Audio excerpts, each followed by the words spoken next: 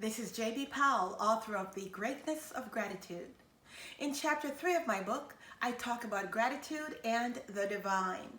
And I take a magnifying glass, if you will, and look into the lives of great men and women whose lives were not perfect by any means, but whose lives teach us many things.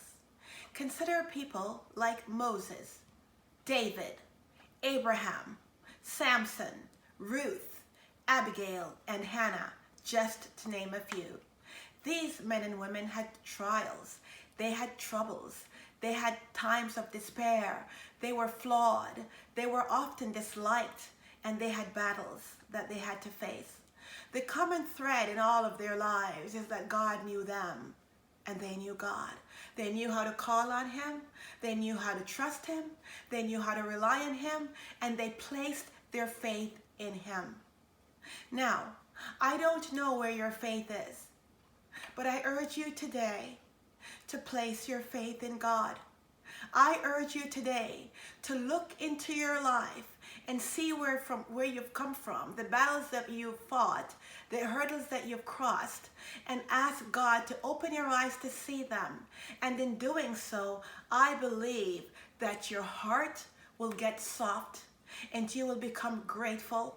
Now, if you have not read the Bible in some time, pick it up, dust it off, read it.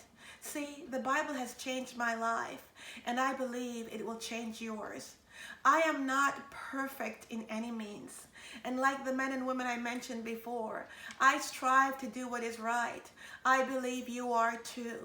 But we serve a God who is perfect.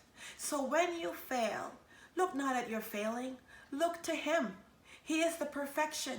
And when you place your faith in Him, He comes around, He comes over you, He takes your failings and makes them clean. He is a God of grace. He is a God of hope. And let no one fool you. God is a God who forgives. He delivers, He sets free, and He lifts people up. If someone is putting you down all the time, don't hang around that person. God lifts people up. So I urge you today, look to Him, ask Him to help you, open your eyes to what He has done, because the moment you open your eyes, change will come. Remember, we are humanity. God is divinity. But when divinity embraces humanity, change happens and gratitude becomes a way of life. Now, as we move into the week ahead, I urge you, say thank you and brighten someone's day. Until next time, cultivate a grateful heart.